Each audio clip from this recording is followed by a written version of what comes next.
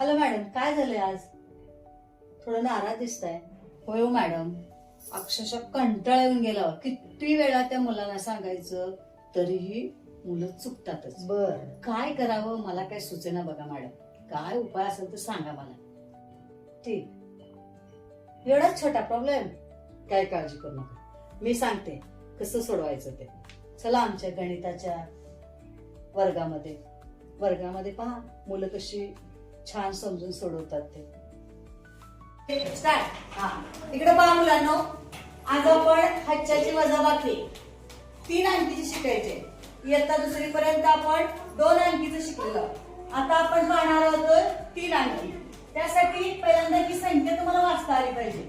किती आहे ही संख्या? एक जण सांगू शकताय का? एक जण मुलगा यायचं सांगणारा, पटकन यायचं लवकर. हा चलिए लवकर फास्ट. किती आहे ही संख्या? 7. किती आहे ही पूर्ण संख्या? किती आहे? 507. त्यातून किती वजा करायचे इथे? 248. बरोबर, ठीक आहे. चला आता बघा पुढे. आता पहिल्यांदा वजाबाकी करत असताना एकेकाकडून करायची. या 7 मधून 8 जाते का? नाही. मग काय करावं लागणार आपल्याला? 5चा घ्यावा लागेल. बरोबर आहे का? पण इथं तर 0 आहे, इथं तर हातच्या घेता येत नाही कृष्णदेव. मग काय करायचं? कुठून घ्यायचं? या घराकडून घ्यायचं. मग राहिले किती? एक हातच्या इकडे घेतला आणि तिथं राहिले 4, इथं झाले 10. बरोबर आहे का? आता बघा, या 10 मधून या 10 हे इथं 10 आले. बरोबर आहे. आता आपण काय करायचं? हे 10 आल्यानंतर या 10 कडून इथं एक पुसना घेतला आणि हे 7 झाले 17. बरोबर आहे. आणि इथं एक घेतल्यामुळे राहिले किती शिल्लक? 9. बघा इथं काय झालं? या 7 मधून हे 8 7 नव्हतं, म्हणून आपण काय केलं? इकडचं हातच्या घ्यायला गेलो, पण इथं तर 0. मग आता काय करायचं? मग इथं 0 मग थांबायचं नाही. आपण या शतकाच्या घरामधून घ्यायचं. हे एककाचं घर आहे, हे दशकाचं घर आहे, हे शतकाचं घर आहे. याच्यातून घेतल्यानंतर इथं 10 इथं आपण घेतलं, इथं शिल्लक राहिले 4. आता या 10 मधून या एकेकाच्या घराने याच्याकडनं एक पुसना घेतला आणि इथले 7 मिळून झाले 17. इथं शिल्लक राहिले 9. हे कसं लक्षात आलं का तुमच्या? त्यानंतर बघा, आता बघा या 17 मधून 8 गेले. कसं घालवायचं 17 मधून 8? तर 8 17 मधून मोजायचं. 8 9 10 11 12 13 14 15 16 17 म्हणजे राहिले किती शिल्लक? 9. बरोबर आहे का? आणि आता बघा या 9 मधून 8 गेले उरले किती? 9 मधून 8 गेले किती उरले? 1. आणि या 4 मधून 2 गेले उरले किती? 2. म्हणजे उत्तर किती आले? 219. समजलं का हे?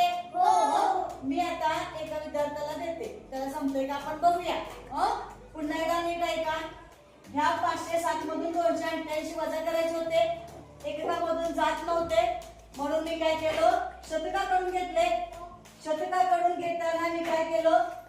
हे घेतल्यामुळे ह्याच्याकडे उसणं, इथे 4 शिल्लक राहिले. इकडे झाले 10. 10 मधून 8 गेले. 10 मधून 8 नाही जाणार, तर या 10 मधून इथं एक पुसना घेतलेला आहे. इथे शिल्लक राहिले 9. मग 9 8 गेला उरला 1. 17 8 गेले उरला 9. हे समजलं का आजच्याचं गणित? आता आपण प्रत्यक्ष एका मुलाला लावायला समजलं की नाही ते बघूया. स्टॉप. अर्जुन, हे गणित तू कसं सोडवणार सांग बरं? 300 वजा 289. हे गणित सोडवायला सोपं आहे. फक्त आता 3 मधून 2 जाते, इथे 1 लिहायचं नाही, कारण इथे 0तनं 8 जात नाही आणि इथे 0तनं 9 जात नाही. आता 3 मधला हातच्या 0च्या जागी घ्यायचा. इथे खाट मारायची. इथे झाले 10 आणि इथे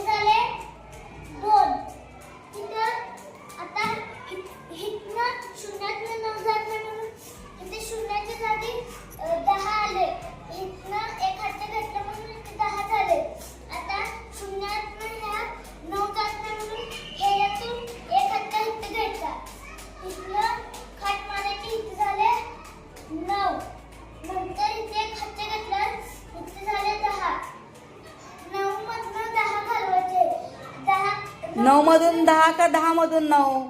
10 मधून 9. हा.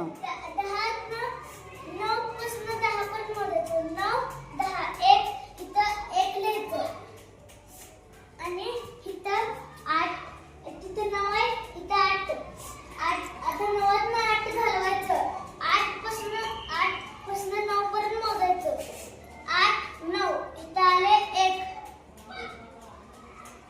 आता 2 मधनं 2 घालवायचे. 0 झालं. काय राहिले का चक्कर?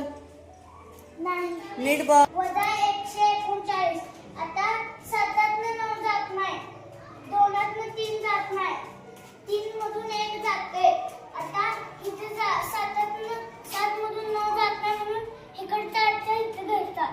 इथं खाट मारायची. इथं 12 लिहायचं आणि इथं हातचे घ्यायचे यातला. इथं झाले 11 आणि इथं हातच्याला आले 7, हातच्याला आले 1, इथे झाले 17. आता इथं राहिले 2.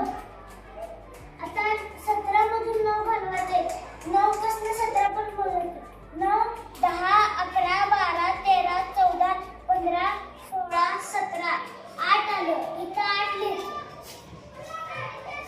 आता 11 मधून 3 घालवायचं. 3 पासून 11 पण बोलायचं. 3, 4, 5, 6, 7, 8, 9, 10, 11, 8. इथं 8 लिहायचं. आता 2 मधून 1 घालवायचं आहे. आता 1 पासून 2 पर्यंत मोजायचं. सोपं आहे. 1, 2, 1 आलं. झालं. बघा, समजा मी ह्या सांगितलेल्या पद्धतीने नाही मुलांच्या लक्षात आलं तर तुम्ही काय करायचं माहितीये का? त्यांना शतकाच्या काड्या, दशकाच्या काड्या ह्या घेऊन त्यांना ती संकल्पना सांगायची. किंवा आपल्या नोटा असतात 100च्या, 10च्या, त्यानुसार सुद्धा आपण समजावून त्यांच्या भाषेत सांगितलं तर ती हत्याची जी संकल्पना आहे वजाबाकीची ती त्यांच्या बरोबर डोक्यात लक्षात राहते. त्यामुळे मला वाटतं आता तुमचा हा प्रॉब्लेम सॉल्व्ह झाला.